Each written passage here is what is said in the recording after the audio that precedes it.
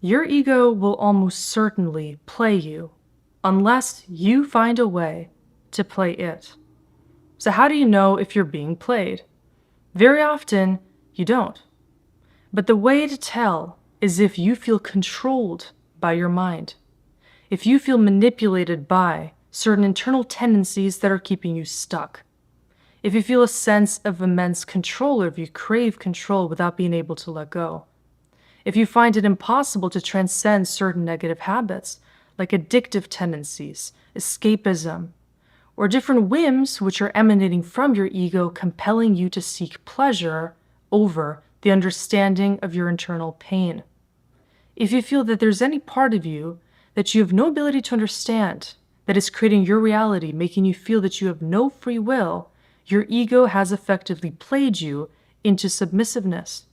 It's caused you to believe that you don't have the will to even change your habits or your ways, because it's allowed you to experience only a fragmented aspect of your true self, and your potentiality for that matter. What you need to understand is that your ego is doing all of this as a way of keeping you safe from yourself. It thinks it's doing you a favor by keeping track of everything that has ever created pain in your past and allowing you to see that there is an easier, faster way to access pleasure. And so when it's guiding you to circumvent pain, what's actually happening is it's blocking off your ability to understand why that pain was experienced. And it's loading all of that as repressed emotions, experiences, memories, and more into your subconscious or maybe even unconscious mind to the point where you are unable to integrate the source of that pain and look for only outlets to experience pleasure as a way of ignoring its presence altogether. If you were ignoring pain and turning to pleasure, the ego is already playing you to stay in this continual loop of seeking external satisfaction, which can become a very dangerous fixation on the externality or on your physical senses in order to find the missing points in your inner experience. What's going to be realized eventually is that there is no way to really circumvent or to heal the internal causes of pain with anything sought outside of the self. The ego's way of creating escapism, distraction, and turning to hedonism or any kind of egoic whims that bring you closer to feeling a sense of wholeness without actually experiencing it from within can only allow you to get so far when it comes to realizing yourself. Because the ego's job is not to allow for self-actualization. It's mainly focused on allowing for self-preservation, keeping you in a fixed and stable condition where you're not able to even understand the deeper points of what's making you feel certain emotions, what's creating suppressed traits, what's allowing you to feel either fulfilled or unfulfilled because of certain things that you do. The ego is blocking you from even understanding yourself because its goal is to only find a basis for your survival based on your physical experiences, your past, and everything that you've been programmed to believe about yourself, which of course is only a minute aspect of your full experience. In order to understand the rest of your experience and the majority of what your soul wants you to be feeling in the here and now, we must understand that to play the ego is to first of all enter the superconscious state of awareness. It's to zoom out and to encapsulate the ego as a blueprint of the physical self's experiences. It needs to be empathized with. It needs to be related to, but seen with that grain of salt because we need to factor in the knowledge that the ego is always only going to know a certain amount of information based on what it has already gleaned from reality. Everything that the ego doesn't know is everything that needs to be acquired as a form of higher-level awareness, intuition, and deeper wisdom, which is not going to come from its own closed-circuit nature. We need to access higher wisdom as a way of disrupting the ego's fixed lower nature, and also seeing the deeper reason why we are still stuck to certain habits, certain thinking loops, and doing particular things in repetitive ways, especially when we have no conscious awareness of why we are acting in that particular style. Now let's decode the story presented by pain and pleasure. First of all, pain is an inevitable part of the human experience. It's something that needs to be experienced. However, not necessarily to create a relationship with this pain that never dissipates. Pain can be a very potent teacher if it's seen as such. If we allow ourselves to see all pain as a touch point of where our soul wants us to learn something deeper about how to free ourselves, how to understand the nature of why we're experiencing what we are, how to forgive, let go, integrate deeper emotions, and actually give ourselves the opportunity to experience bliss of a higher caliber when we understand the root of that pain. When the ego experiences pain, it can either relate to that pain as a way of believing that you are deserving of the punishment that that pain is providing you, or it's going to do the opposite. It's going to internalize the pain as a stimulus to make you push away from it, to renounce the root of that pain, and to allow you to see that there's an easier way to deal with that emotion altogether, which is potentially avoidance, rejection, denial, and putting yourself in a space of dissociation of that pain and its underlying reality. If your response to pain is feeling any degree of pleasure associated with it, or feeling that you deserve that pain as a way of paying the price for anything that you have once experienced in your past that you might still be holding underlying feelings of shame and guilt toward, then that pain is going to sit deeply as a part of your psyche and is mirroring an aspect of you that feels you need to associate with the pain. If you, for example, experience any kind of childhood trauma by which you felt pain because you felt your essence had to be identified with it, you're going to feel that you need to keep re-experiencing it. And sometimes associating your identity with pain can become such a deeply ingrained aspect of yourself that you actually need to feel pain to experience your own identity. In these cases, pain can become a deeply instilled sadomasochistic kind of a behavior. You might enjoy harming yourself or putting yourself in situations where you actually experience pain as pleasure, in the instance, for example, of BDSM. These kinds of sexual practices have become more popular in a time when emotional dysregulation is at an all-time high, when people are learning to so adeptly suppress their emotions and to overlook the cause of their true pain from within,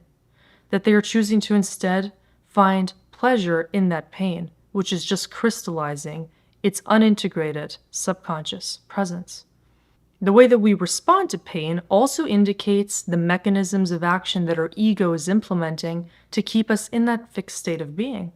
So if you don't feel like you are deserving of transcending your pain consciously by understanding that you can be freed from that experience and you deserve to experience pleasure consistently as a way of being in an active state of flow and embodiment of your true essence, then you're going to find ways to manifest more pain into your life because you're quite literally looking for more confirmation that you deserve to be experiencing that punishment. In this way, the ego can concoct a treacherous kind of a trap in which you find reasons to experience yourself as the ultimate victim. If you feel like you are a wounded soul or that you deserve to experience a wounded aspect of yourself, then what you might start to feel is that everything in life extends an opportunity for you to be further wounded. You might attract people that abuse or take advantage of you. You might find yourself in situations that allow you to experience only more pain, or that tempt you with more opportunities to put yourself in that state of self-inflicted inner torture. In this way, what you're actually experiencing is keeping yourself on the hamster wheel of your pain, because the ego is devoted to showing that it is a part of you that never fades away. On the other hand, if you find pain a part of you that you must escape from, without trying to understand why your soul actually aligned you with certain circumstances to learn the even deeper lessons behind it, then you might constantly find yourself escaping opportunities for integration. What this feels like is self-denial, escapism, perhaps drinking habits, substance abuse, finding ways to dissociate from yourself altogether. And anything can play the role of a drug that is leading to your dissociation from reality. That could include a relationship, certain habits of excessiveness, for example, constantly going to the gym, or partaking in certain activities that drown your senses and put you in a slightly altered state of consciousness. If you're doing these things as a way of creating dopamine highs, and a fixation on what you can create in order to escape the underlying feelings you're experiencing. That too is your ego resorting to the ultimate technique, creating a different self, which doesn't experience any of the pain you're actually feeling subconsciously, because it wants you to believe that you are not that version of yourself that once felt it, even though what you're then creating is entirely an alter ego. If you are trying to cope with pain in such a way that you don't even want to acknowledge its existence, then you are literally creating this kind of a fog or a distorted reality within yourself that fools you into thinking that you can be free of anything by not focusing on it. This is the ultimate kind of disillusionment that could present as a happy-go-lucky attitude, toxic positivity, showing up in a way where you don't even want to look within and acknowledge what it is that you're genuinely feeling, which can create a very cold facade, a rigidity to the personality, or a temperament that is very stoic in nature. Because if you're not allowing yourself to experience that gentleness, that moving into the spirit and acknowledging what allowed it to go hard in the first place, then you're not going to understand how to merge even the masculine and feminine polarities internally created. This in turn brings us to an even deeper point surrounding how the ego organizes its notion of how to present this internal masculine and feminine energy. If your ego is keeping you in a painful response surrounding either the internal masculine or feminine polarity, then you're going to deal with that woundedness in a particular way. And primarily its response is going to be to emphasize the opposite polarity in your life. So for example, if you at an early age experienced the rejection and oppression of your feeling state, then what you might be experiencing deep down is a wounded feminine essence, an essence of not being able to associate with the feeling state or to derive deeper meaning and value through admiration of what you feel deep down, because you feel that you must close off those emotional receptors due to the bias that nobody cares about your feelings in the outer world. Because of this, the ego could set you up to experience relationships, patterns, and circumstances in which people do not understand your feelings, or you feel like you need to be emotionally closed off as a way of reiterating the pattern that was once experienced in your early years. As such, you might turn to coping with the reality of suppressed emotions and underlying feelings that have no physical outlet by trying to numb yourself, numbing the pain of actually feeling more deeply at the subconscious level by creating a conscious experience of trying to feel things through extreme opportunities of expressing yourself. This might reflect in one of two ways. If you are harboring deeply suppressed emotions and find it difficult to impossible to release that feminine essence, then you're either going to be swallowing those feelings and staying in a very passive, submissive, feminine state of suppressed potentiality and very little flow in life, or you're going to feel the turbulence of experiencing many difficult situations, an emotional roller coaster, turbulent relationships, and many other ups and downs, because those emotions are unable to be pacified and integrated, and they're going to lead to even more expression of the opposite all around you. One of the biggest misconceptions and blind spots surrounding the egoic experience is that if you let go of that attachment to your ego's control over you, you're going to experience the crumbling of the reality that you're currently experiencing. You might feel that you're going to lose everything. You might lose yourself, your past relationships, habits, your material successes, and everything else that you feel is associated with your physical security. This, of course, is the illusion that your ego persistently wants you to buy into. And this is the only way that it can keep you in the comfort zone of regularity, of consistency, of habitual patterns and behaviors that you believe define yourself. However, that self that your ego wants you to believe you are isn't really you. And once you realize the split between your own ego and soul, you find that space in between where divine harmony can be created. As soon as you move your consciousness into that intermediary position of understanding the power of actually being able to choose your response and mediate the relationship between your ego or your lower self and your soul or your higher self nature, you're able to choose more wisely. You're able to weigh the patterns and habits of your ego and understand if they're actually keeping you safe or whether they're simply allowing you to experience its definition of pleasure or pleasure through pain, which it thinks you need to understand who you are. Once you grasp deeply enough that your ego doesn't necessarily know what is in alignment with your best interests, and only you can figure out what is in the cards for you when you access your higher self's nature, you can choose to manipulate the ego altogether into serving your highest cause.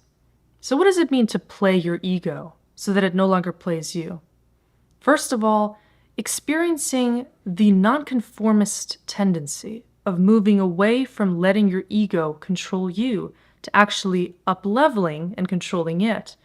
feels like an extremely empowering move, which allows you to understand the true capacity of your consciousness. Your consciousness is a technology that can orient you with any direction, movement, and opportunity that is accessible in the field of awareness at large.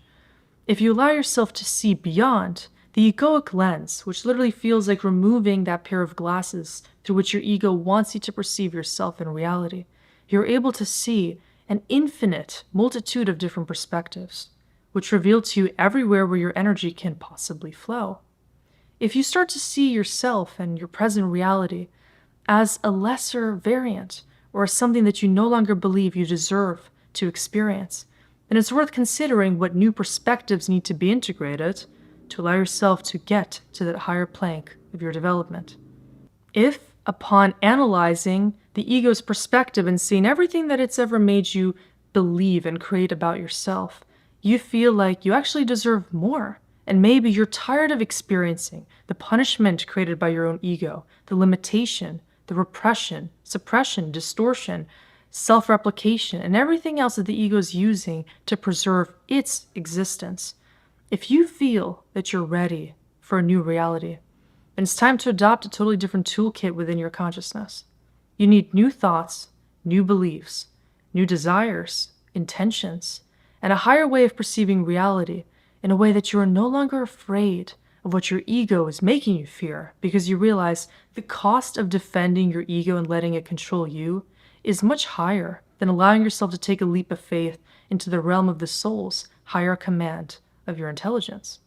What you may then realize is that your soul's knowing trumps the ego's limited ways, and it's much safer to trust the knowing of your spirit, found in those subtle cues and whispers granted to you by your heart and by all the subtle intelligence that you receive from all around you when you ask the deeper questions, when you set the intention to receive from the Akashic field at large. You start to feel that all of that is much more believable and credible than your mental control over reality. If you feel like you have been limited by everything that has come up until now in this present experience, then you must only allow yourself to depart from being controlled by the mind alone and realize that you have absolutely nothing to lose when it comes to the development of your soul's nature. You can retrain and reprogram your ego with love, with intentionality, with the permission to allow it to expand into a vessel of intelligence and a vehicle through which you can continue to evolve and expand. It can serve the purpose of allowing you to achieve material security while you pursue your highest soul's desires. It can allow you to feel safe while you align with an even higher decision-making process by which you trust yourself and allow yourself to experience unconditional love and true authenticity. It can allow you to find a way to channel your true self into your reality without faltering when you set it up with new loving boundaries and conditions that give you the freedom to actually be yourself. The ego can and will learn to adapt to the commands that you provide when you are courageous enough to up-level your overall experience and program it with all of the new awareness that it needs to feel a trust for your soul's essence, as that is what only you can create when you trust yourself enough to be the intermediary. As soon as the awareness is assimilated, that all of the physical pleasure, hedonism, superficial desires, and gratification that can possibly be achieved is not enough for you to experience deeper, soulful contentment, peace, and alignment. The ego's strategies become outdated, and you want more. That more is something that can never be ascertained if the ego is not allowed to evolve into a higher version of itself, to allow its walls to become fluid and allow for the containment of a higher level desire to experience peace, tranquility, wisdom, and knowing, which already exists on a higher dimensional level. As soon as you allow yourself to melt any uncertainties into the knowing that everything will become more aligned, more in flow, and more expansive. When the ego becomes inobedient to the soul's nature, you can hold space for this integrative process and magic will begin to unfold. What you're going to realize is that the ego is meant to become a servant for your consciousness expansion. It will be a steward of consciousness if you decide to see yourself as one at large. And if you choose to pursue love and unity as higher standards of living, everything else will align in a top-down way of consciousness collapsing to provide a more integrative experience within your core. This is what your ego is meant to do from a higher, more spiritual perspective. But you must first allow yourself to relinquish the lower-level pleasures and superficial desires of even the lower chakra system to allow for the ascension of this energetic pathway and the true awareness that will be birthed through the self and through the ego to allow for infinite expansion beyond the self. As they say, when the student is ready, the master appears. And whenever you are ready, the ego will bend and flex to become your obedient and your submissive agent of change, to grant you your desires and to allow you to live a life in which flow is ever more accessible to you, because trust and love become your religion and your permission to experience ever more of that in your life.